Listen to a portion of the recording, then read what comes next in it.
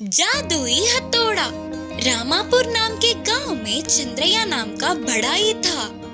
वह बहुत ही गरीब था। तरह तरह के वस्तुएं, घर की चीजें तैयार करके उन्हें बेच के कमाए हुए धन से अपने परिवार को चलाता था। एक दिन काम से बाजू के गांव जंगल के रास्ते जाने वाले चंद्रैया को जाल में फंसा एक हाथी दिखा। राहदार, जल्दी इस जाल से मुझे छुड़ाओ, नहीं तो शिकारी आकर मुझे बंदी बनाकर ले जाएगा। बोलकर गिड़गिड़ा रहा था हाथी। हाथी के दुख को देख चंद्रैया हिल गया। तुरंत जाकर उसे जाल से छुड़ा लिया। फिर उस हाथी के पास एक हथौड़ा प्रत्यक्ष हुआ। राहदार, मैं एक जादुई हाथी हूँ। तुम्हारी अच्छाई और तुम्हारी मदद से प्रसन्न होकर मैं तुझे इस जादुई हथौड़े को दे रही हूँ। इससे तेरे काम में यह बहुत काम आएगी और साथ ही तेरा सिद्धि भी होगा। बोलकर वो देख के चली गई हाथी। उस जादुई हथौड़े को घर लाने वाला चंद्रैया उससे अपने खेती का काम और घर के चीजों की तैयारी में उपयोग किया।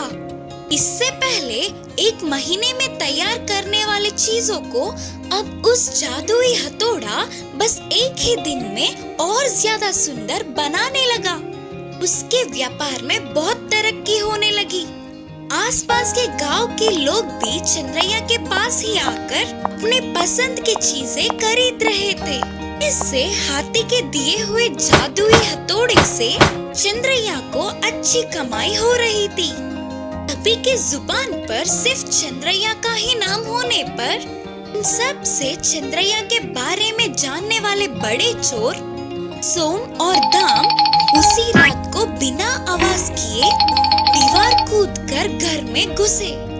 तब तक चंद्रैया तो गहरी नींद में सो रहा था। अरे वाह, शेर तो गहरी नींद में है। क्या टाइमिंग है यार अपनी। सोना और कैश जितना चाहे उतना चुरा लेंगे रे।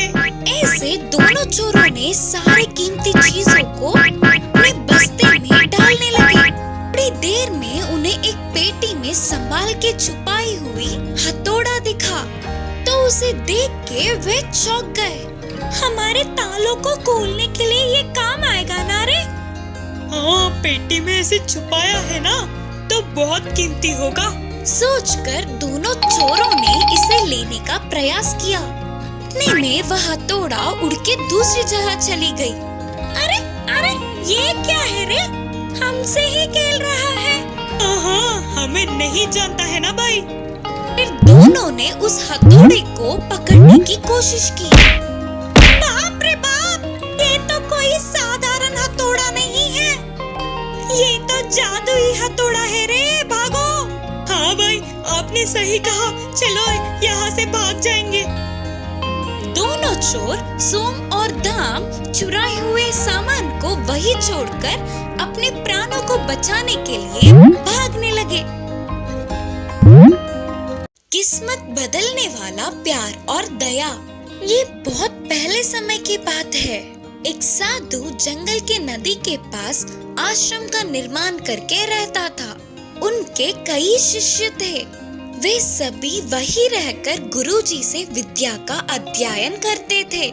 वे विद्या के साथ साथ अच्छे अच्छे सीख भी देते थे। उस साधु के सभी शक्तियों में से एक अद्भुत शक्ति था कि वे मनुष्यों की किस्मत जान सकते थे। उन शिष्यों में एक 10 साल का बच्चा भी था। एक दिन साधु ने उस बच्चे की शक्ल को देखा तो उन्हें उसकी भविष्य का पता चल गया। उस बच्चे की आयुष्य पूरा होने को था और बस कुछ ही दिनों में वह मरने वाला था। गुरुजी को उस बच्चे को देखकर बहुत दुख हो रहा था। वह बहुत ही अच्छा बच्चा था। ऊपर से सब कुछ एक ही बार में याद करने वाला था। न जाने क्यों अच्छे को ही वह भगवान जल्दी अपने पास बुला लेता है करके सोचता हुआ अंदर ही अंदर रोने लगा। मरने से पहले वह बच्चा अपने माँ बाप के पास होगा तो ठीक होगा करके उन्हें लगा। इसीलिए साधु ने उस बच्चे को बुलाकर कहा, बेटा, अब थोड़े दिनों के लिए छुट्टी लेकर अपने घर जाओ। जितने चाहे उतने दिन अपने माता पिता के साथ खुशी से बिताना। वापस आने की कोई जल्दबाजी मत करना, करके समझाते हुए घर भेजा। विद्या को बीच में छोड़ के जाना नापसंद होने पर भी गुरुजी के कहने पर उन्हें ना बोल पाते हुए बच्चा घर लौटने लगा। रोज रोज भारी हो रहे थे। शिष्यों को विद्या बोध करने पर भी वह साधु उसी बच्चे को याद कर कर दुखी होते थे। गुरुजी में आए हुए इस परिवर्तन को शिष्यों ने ध्यान दिया, पर उन्हें कुछ पता नहीं चल पाया। ऐसे 3 महीने बीत गए। गुरुजी ने सोचा कि वह बच्चा तो मर गया होगा। अचानक एक दिन साधु पहाड़ी पे बैठकर नीचे देख के चौंक गए, क्योंकि वह बच्चा वापस आश्रम आता दिखा। पहाड़ी के ऊपर पहुंचने के बाद उस बच्चे की शक्ल को देखने पर अब वो अपना पूरा जीवन बूढ़ा होने तक जिंदा होगा, करके उन्हें पता चल गया। क्या ये संभव है? क्या करने पर इसकी किस्मत इतनी बदल गई? करके सोचते हुए आश्चर्य हुए और पूछा, बेटा, तेरे इधर से जाने के बाद क्या क्या हुआ, पूरा बताना, करके अपने शिष्य से पूछे। तब वह बच्चे ने अपने घर लौटते समय क्या क्या देखा वो सभी बताया। बीच के रास्ते में दिखे गांव और पार किए हुए शहरों के बारे में बताया, उसके चढ़े हुए पहाड़ों के बारे में और उसके पार किए हुए नदियों के बारे में बताया। फिर साधु ने पूछा, और कुछ विशेष बातें हैं क्या बेटे? फिर शिष्य ने याद करते हुए कहा, एक बार मुझे एक तालाब को पार करना था गुरुजी, तब तक तूफान आ चुका था। इससे वह तालाब और ज्यादा बह रहा था। उस तालाब के बीचों बीच एक मिट्टी का ढेर था। उस पे चींटियों का झुंड कहीं ना जा पाते हुए गिड़गिड़ा रहे थे। थोड़ा थोड़ा होकर वह मिट्टी का ढेर पिघल रहा था। अगर मैं थोड़ी भी देर और कर देता तो सारे चींटियां पानी में बह जाते। और गुरुजी, मुझे तो उन पर दया आई, तो तुरंत मैंने बाजू के पेड़ के डाल को उस मिट्टी के ढेर से लगाकर खड़ा था। तब सारे चींटियां डाल पे आ गए। मैंने उस ढाल को किनारे पहुंचने तक पकड़े रखा। फिर मैं अपने रास्ते चला गया। मैंने उन छोटे जीवों को बचा लिया।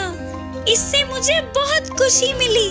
तब साधु सोच रहे थे कि अच्छा, तो ये कारण है, इसीलिए देव देवताओं ने इसका आयुष्य बढ़ाया, करके साधु समझ गए। इस कहानी से यह शिक्षा मिलती है कि हमारी किस्मत हमारे हाथों में ही होती है। मुर्गी और कुत्ते की दोस्ती। एक गांव में मुर्गी और कुत्ता थे। उन दोनों के मालिक एक ही होने पर दोनों के बीच अच्छी दोस्ती हुई। वो दोनों गांव में साथ ही घूमते थे और साथ ही खाना भी खाते थे। उनकी दोस्ती को देख गांव के बाकी के पशु पक्षी चौंक जाते थे। एक दिन मुर्गी और कुत्ता पास के जंगल में घूमने गए और जंगल में बहुत देर तक मजे से घूमे। जंगल को पहली बार देखने पर उन दोनों को बहुत खुशी मिली। ऐसे मजे में सब कुछ भूलकर जा रहे थे तो शाम ढल गई। तब मुर्गी ने कहा, अरे रे, रात हो गई, हमने तो ध्यान ही नहीं दिया। अब हम क्या करेंगे? अगर जंगली जानवर आएंगे तो हम क्या करें? सोचकर मुर्गी चतुरता से एक पेड़ के डाल पर चढ़ के बैठ गई और कुत्ता पेड़ के छाल में छुप गया।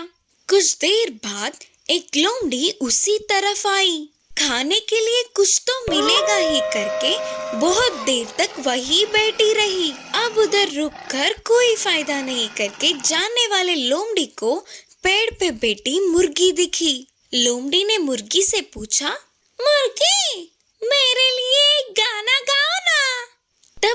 लोमड़ी ने गाना गाया।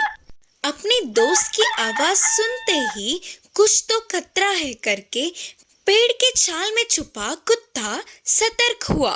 फिर लोमड़ी ने कहा, मुर्गी, अच्छी सी मुर्गी, नीचे आकर गाना गाओ ना, मैं तुम्हें एक अच्छा सा तोहफा दूंगी। लोमड़ी के चाल को मुर्गी समझ गई और बोली, लोमड़ी मामू, मेरे पैरों में दर्द है, मैं अब नहीं उतर सकूंगी। मेरे दोस्त उस पेड़ के छाल में हैं, उससे पूछ लो गाना गाने के लिए। बोलकर मुर्गी ने चतुराई से कहा, अच्छा, तो पेड़ के छाल में एक और है क्या? तो अच्छे से पहले उसकी खबर लेकर फिर तेरे पास आऊंगा। सोचकर लोमड़ी खुशी से पेड़ के छाल में अपना मुंह रखा तो अंदर के कुत्ते ने लोमड़ी को जोर से काटा। मैं मर गया रे, अरे मैं तो मर गया रे बाबा, बोलकर चिल्लाती हुई लोमड़ी उधर से भाग गई। फिर सुबह होते ही रात की बात को याद करके हंसते हुए मुर्गी और कुत्ता खुशी खुशी घर लौट गए। माँ बतख की चतुरता। एक जंगल के नदी में माँ बतख अपने बच्चों के साथ मिलकर रहती थी। ये सब नदी में आराम से घूमकर उनके लिए पर्याप्त भोजन को समेटकर खुशी से रहते थे।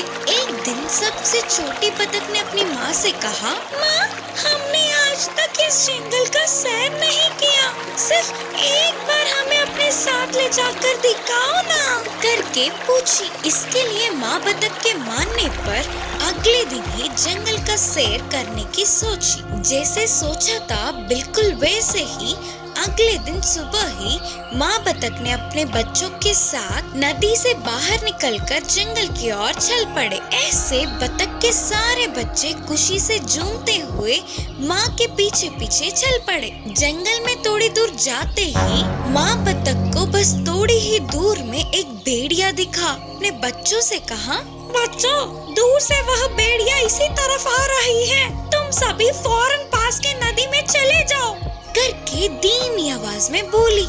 माँ के कहने पर सारे बच्चे नदी की ओर भागने लगे। तुरंत माँ बतख ने अपने पंखों को फैलाते हुए बहुत ही मुश्किल से चलने लगी। एक तरफ भागने वाले बच्चे तो दूसरी ओर ना चल पाने वाली माँ बतख को देखकर, बतख के बच्चे तो मेरे एक टाप के लिए भी काफी नहीं होंगे, शायद माँ बतख घायल हुई होगी, इसीलिए तो कहीं नहीं जा पाएगी, इससे खाके मैं अपनी भूख बुझाऊंगा। हंसता हुआ बोलकर भेड़िया माँ बतख की तरफ आने लगा।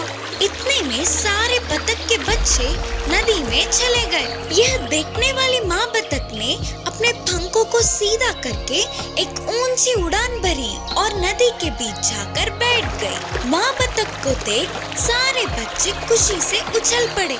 एक झटके में घटित घटनाओं से भेड़िया चौंक गया और सोचने लगा कि अरे, ऐसे हाथ लगे बतख अपने बच्चों के साथ साथ बच के निकल गई।